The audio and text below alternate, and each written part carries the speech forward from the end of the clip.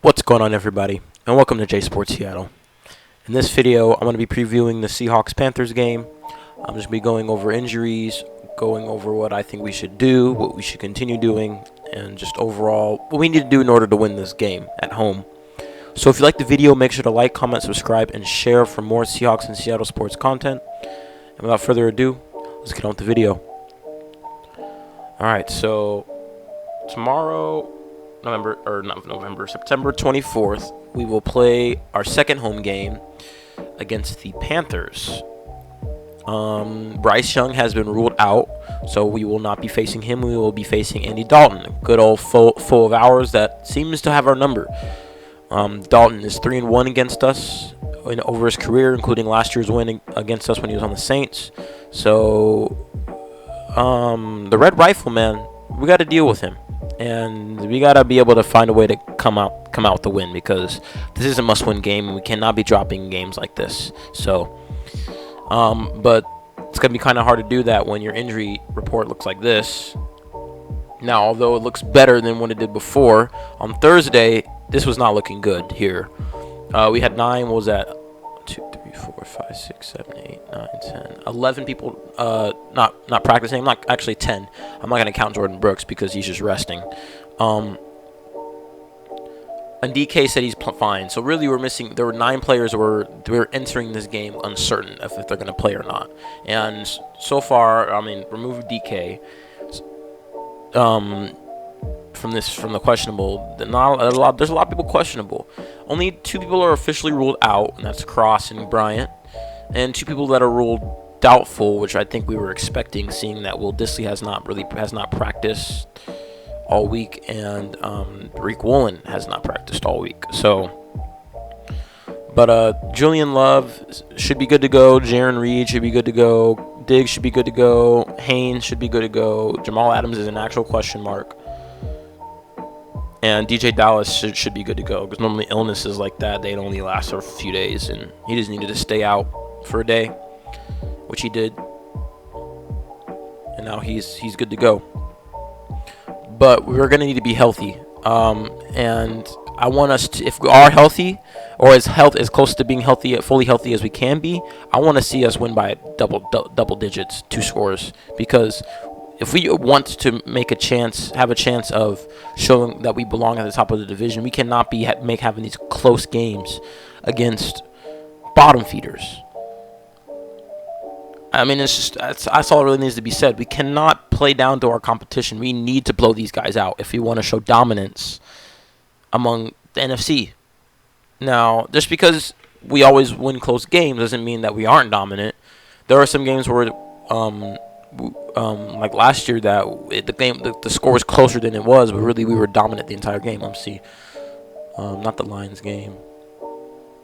Like, for example, the Cardinals game, the first Cardinals game. What was that, week 6? The score was 9-19, but defense absolutely hammered Kyler Murray and the Arizona offense. They didn't score enough single offensive touchdown. They were straight dominated that game, and we only won by 10 points. But we still showed domination in that. If we can have something like that this game, where it's like within 10 points, but we clearly are the better team, I'm okay with that. But if we're winning by a field goal or by a touchdown, and it's not very convincing, or a last-second touchdown, that's not really good. Especially since we have to go on the road next week and face the Giants, who are just coming off a massive, very, very bad Monday night or Thursday night football game, and they'll have extra rest. We gotta be able to get out of here with a W and go into MetLife or the Meadowlands with more momentum. So, things that needs to be done in order to do this, we have to get off the field on 3rd down. Like, the Lions game, we were a little better at that, but there were so many opportunities where we were at 3rd and long, and we either just got unlucky. Like Kobe Bryant, remember, he tried swatting the ball down away from Laporta, and Laporta just still caught it. I mean, that's just a good play. There's not really much you can do there. It was like a 3rd and 10. Now that allowed them to come back into the game too. But we have to get off the field on 3rd down. because we got to keep giving our offense. Look what our offense did when our defense gave us stops. Our offense went to town last week on Sunday. So we have to get off the field, whether it's a punt or fumble or interception, turnover on downs, whatever, make it happen. And like I said, the 3-4 is not working out. You need to do the 4-3. It looks like they were doing a more 4-3 looks last week, but we got to continue that, because look at their safeties look lost out there, and that's not always their fault, because when you have scheming when you scheme, I don't know what they're running out in the secondary. My guess is they're running a cover 2, and which is why the middle of the field has been constantly wide open over and over again. They need to start running like cover 3 and potentially cover 4s.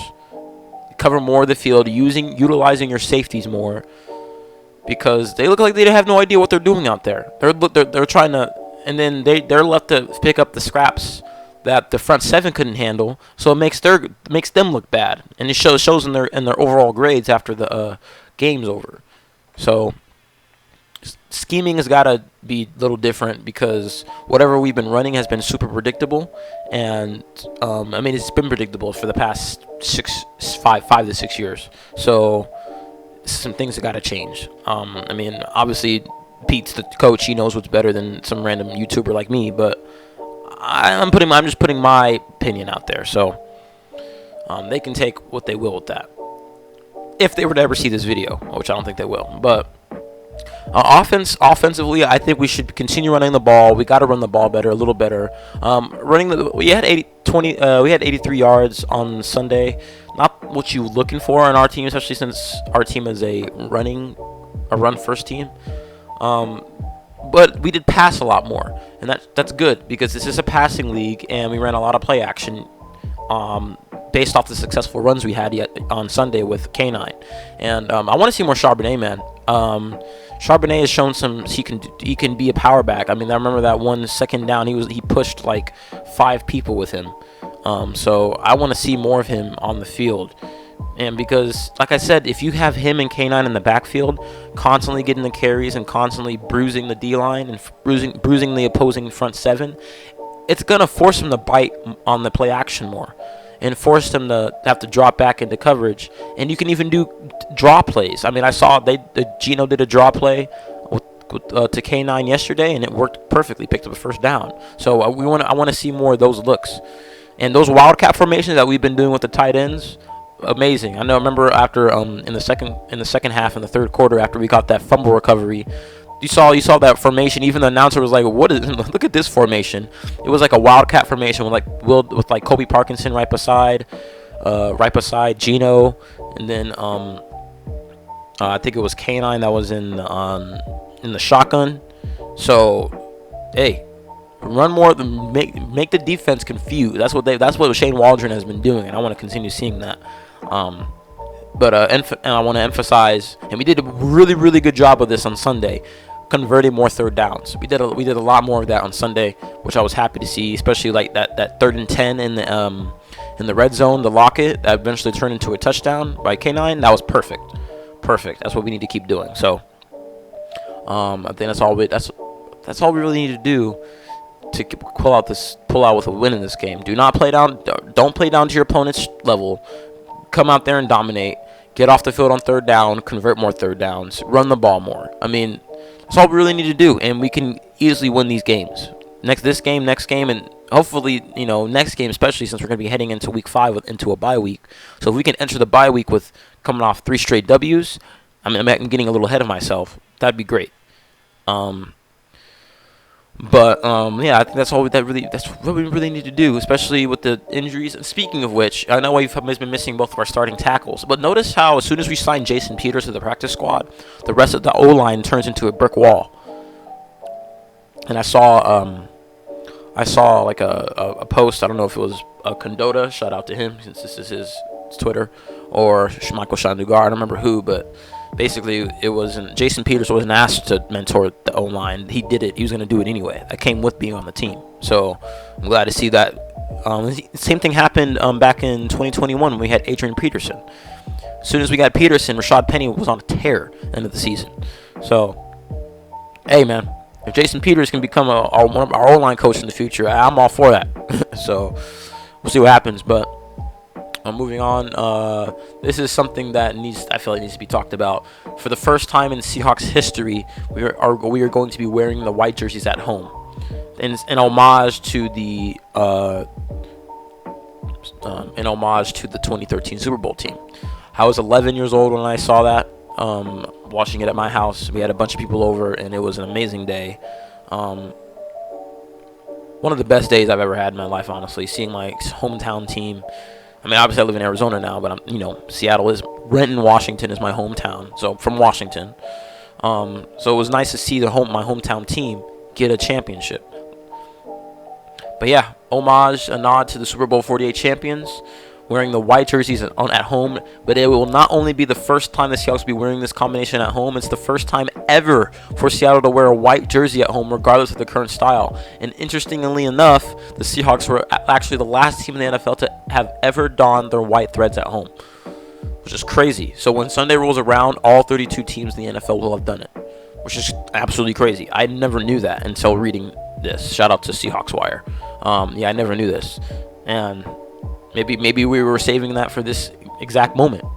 We'll never know. But as I do know, we are wearing the white to pay homage to the Super Bowl 48 champions, and hopefully wearing that gives the players a new sense. And even like they already had a new sense of urgency when Bobby gave him that fiery speech last Wednesday. But I want them wearing these, knowing that who they're paying homage to. I want this to give them an even bigger urge to go out there and perform, because you guys can be Super Bowl champions. Put your mind to it.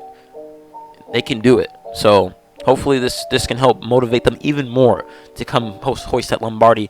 If not this year, maybe next year. So, but I think that's all I have for this video. Comment below on how you think we're going to do against the Panthers tomorrow, and what you think the final score will be, and who you think is going to play. And if you like the video, make sure to like, comment, subscribe, and share for more Seahawks and Seattle sports content. Thank you for stopping by. Have a good day. And go Hawks, go Mariners, and go Kraken.